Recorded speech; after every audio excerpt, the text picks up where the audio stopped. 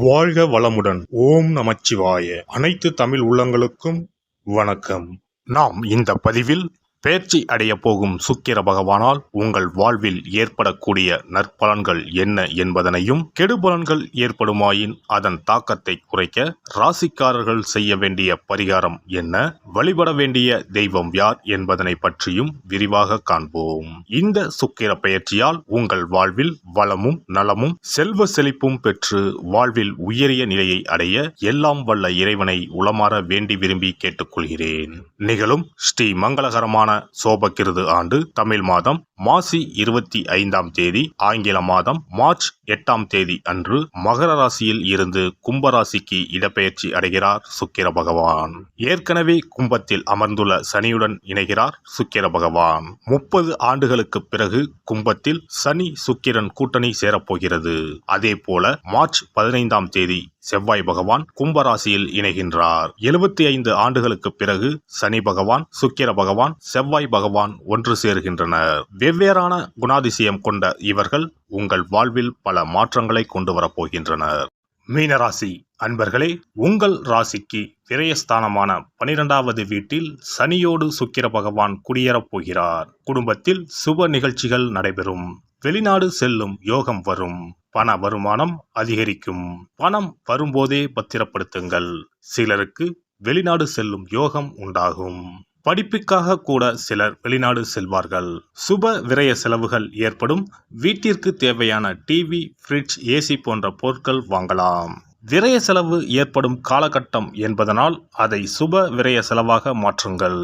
ஏதாவது ஒரு சுப நிகழ்ச்சியை வீட்டில் நடத்துங்கள். அல்லது யாருக்காவது வெள்ளி நாணயம் வாங்கி தானம் செய்யுங்கள். மகாலட்சுமி தாயார் உங்கள் வீட்டில் வாசம் செய்வார். இவ்வாறு நீங்கள் செய்யும் செலவு எதிர்கால முதலீடாக மாறும். சுக்கிர பகவானே உங்களுக்கு நல்ல பலன்களை தரக்கூடியவராக மாறுவார். எடுக்கும் முயற்சிகள் யாவும் வெற்றி பெறும். எதையும் ஆராய்ந்து முடிவுகளை எடுப்பதே நல்லது. வேகத்தை குறைத்து விவேகமுடன் செயல்படுவது நன்மை தரும். பணவரத்து அதிகமாகவே இருக்கும். பெரியோர்களிடம் பகைமையை பாராட்டுவதை தவிர்ப்பது நல்லது. தொழில் வியாபாரத்தில் எதிர்பார்த்த முன்னேற்றம் கிடைக்கும். பழைய பாக்கிகள் வசூலாவதில் தாமதம் ஏற்பட்டாலும் வந்து சேர்வதில் எந்த தடைகளும் இருக்காது. எந்த ஒரு வேலையையும் அதிக முயற்சி செய்து முடிக்க வேண்டியிருக்கும். உத்தியோகத்தில் இருப்பவர்கள் மிகவும் கவனமுடன் பணியாற்றுவது நல்லது. புதிய வேலைக்கு செய்யும் முயற்சிகளில் பலன் கிடைப்பதில் தாமதம் ஏற்படலாம். கொடுத்த வேலைகளை நேரத்தில் செய்வது உகந்தது. குடும்பத்தில் சுமூகமான சூழ்நிலை காணப்படும்.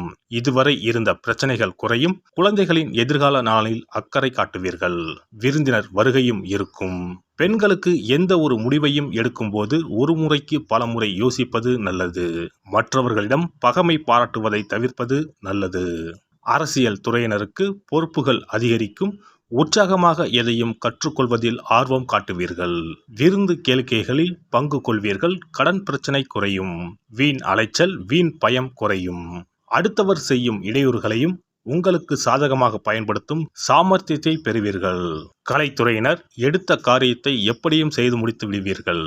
வேலை காரணமாக வீட்டை விட்டு வெளியில் தங்க நேரலாம். திட்டமிடுவதில் பின்னடைவு ஏற்படும். பண வரவு எதிர்பார்த்தபடி இருக்கும். பெரியோர் நேசம் கிடைக்கும். வாகன யோகம் உண்டாகும். ஆன்மீக தலங்களுக்கு சென்று வரும் வாய்ப்பு கிடைக்கும். மாணவர்களுக்கு கல்வியில் தொடர்பான விஷயங்களில் முடிவு எடுக்கும் போது தீர ஆலோசித்து செயல்படுவது நல்லது. புதிய முயற்சிகளில் தாமதம் ஏற்படலாம். நட்சத்திர பலன்கள். பூராட்டாதி 4ஆம் பாதம்.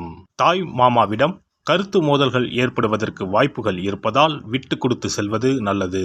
உத்தியோகத்தில் இருப்பவர்கள் அதிகமான உழைப்பினை கொடுக்க வேண்டி வரலாம். வேலையில் கவனமுடன் செல்வது நல்லது. உத்திரட்டாதி நட்சத்திரம். இந்த மாதம் எல்லா நன்மைகளையும் தடையின்றி அடைவீர்கள். மாணவர்கள் கல்வியில் முன்னேற்றம் காண்பார்கள்.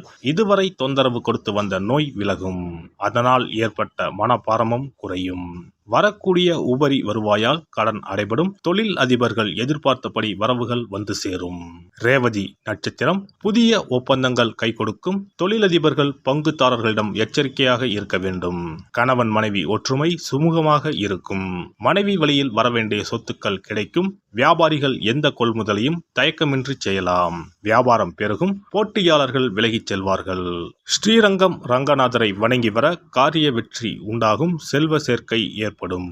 ஒருவரின் ஜாதகத்தின்படி சுக்கிரன் சிறப்பாக அமைந்திருந்தால் பொருள் வசதிகள், திருமண வாழ்க்கை, ஆற்றல், அழகு மற்றும் காதல் விவகாரங்களில் இனிமை போன்றவை தரும்.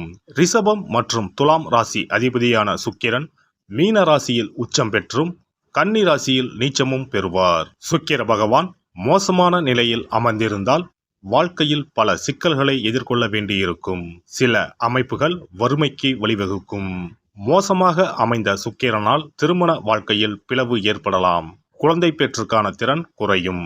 சுக்கிர வழிபாடும் மகாலட்சுமி ஆராதனையும் செய்து வர சொந்த வீடு அமைவது நிச்சயம். சுபிட்சம் கிடைப்பது உறுதி. மகாலட்சுமி தாயாரை வணங்கி வந்தால் சுக்கிர யோகம் கிடைக்கப் பெறலாம். இல்லத்தில் சுபிட்சம் நிறைந்திருக்கும். பணம் இல்லாமலே வங்கி முதலான கடனை கொண்டு வீடு கட்டும் யோகமும் பலருக்கு உண்டு. அதேபோல் பணம் காசுக்கு குறைவே இல்லை என்று இருப்பவர்களுக்கு சொந்தமாக ஒரு வீடு கட்ட ஆசை இருந்தாலும் யோகம் அமையாமல் தள்ளி போவதும் உண்டு. சொந்த வீடு எனும் யோகத்தை தந்தருள்பவர்தான் வாஸ்து பகவான். பொதுவாகவே கட்டிடக்காரன் என்று சுக்கிர பகவானை சொல்லுவார்கள். சுக்கிர யோகம் ஒருவருக்கு வந்துவிட்டால் சகல சம்பத்துக்களும் கிடைப்பதற்கான வழிவகைகள் அமைந்துவிடும். சுக போகங்களுக்கு அதிபதியாக திகழ்பவர் சுக்கிர பகவான். வெள்ளிக்கிழமைகளிலும் ஞாயிற்றுக்கிழமைகளிலும் நவகிரகத்தில் உள்ள சுக்கிர பகவானுக்கு தீபமேற்றி 9 முறை நவகிரகத்தை வலம் வந்து வேண்டி வந்தால் சுகபோக வாழ்க்கையை தந்தருள்வார் சுக்கிர பகவான். ஒருவருடைய ஜாதகத்தில் சுக்கிர பகவான் உச்சமாக இருந்தால் இந்திரலோகத்துக்கு இணையான மிக பிரம்மாண்டமான வீடு அமையும் என்பது ஐதீகம். சுக்கிர பகவானையும் மகாலட்சுமி தாயாரையும் உரிய ஸ்லோகங்கள் சொல்லி தொடர்ந்து வேண்டி வந்தால் வீடுமனை யோகம் நிச்சயம் அமையும் என்கிறது சாஸ்திரம். வெள்ளிக்கிழமை என்பதை சுக்கிர வாரம் என்று சொல்லுவார்கள். வெள்ளிக்கிழமைகளில் காலையும் மாலையும் விளக்கேற்றி சுக்கிர ஸ்லோகம் சொல்லியும் ஸ்ரீ மகாலட்சுமி சோஸ்திரம் பாராயணம் செய்தும் வர வேண்டும். ஸ்ரீ கனகதாரா சோஸ்திரம் பாராயணம் சொல்லியும் மகாலட்சுமி அஷ்டோத்திரம் சொல்லியும் வேண்டிக் கொள்ளலாம். அருகில் உள்ள ஆலயத்திற்கு சென்று நவகிரகத்தில் உள்ள சுக்கிர பகவானை மனதார வேண்டிக் கொண்டு 9 முறை சுற்றி வந்து பிரார்த்தனைகள் மேற்கொள்ள வேண்டும்.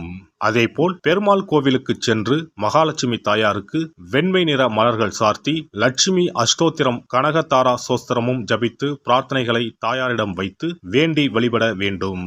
வேண்டியதையெல்லாம் தருவார் தாயார். மகாலட்சுமி தாயாரை வணங்கி வந்தால் சுக்கிர யோகம் கிடைக்கப் பெறலாம். இல்லத்தில் சுபிட்சம் நிறைந்திருக்கும். புது வீடு பால் காய்ச்சும் யோகமும் உண்டாகும்.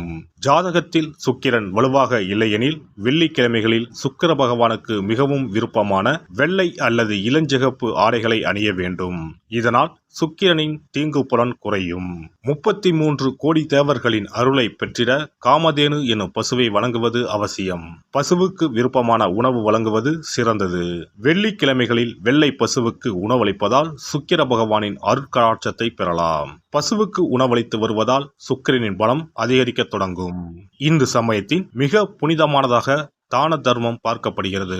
சுக்கிரனின் அருள் பெற வெள்ளிக்கிழமைகளில் கோவிலுக்கு சென்று வழிபட்டு வருவது நல்லது. உங்களால் முடிந்த அளவுக்கு தான தர்மங்கள், அன்னதானம், நன்கொடைகள் வழங்குவது மிக நல்லது. எல்லாம் வல்ல இறையருளால் நீங்களும் உங்கள் அன்பு குடும்பமும் உடல் நலம், நீலாயுள், நிறை செல்வம், உயர் புகழ், மெய்ஞானம் ஓங்கி வாழ்க வளமுடன். இந்த வீடியோ பதிவு உங்களுக்கு பிடித்திருந்தால் லைக் பண்ணுங்க, கமெண்ட் பண்ணுங்க, ஷேர் பண்ணுங்க. மறக்காம சப்ஸ்கிரைப் பண்ணுங்க. பக்கத்துல இருக்கிற பெல் பட்டனை கிளிக் பண்ணுங்க. நன்றி, வணக்கம். ஓம் நமச்சிவாய. சிவாய நம.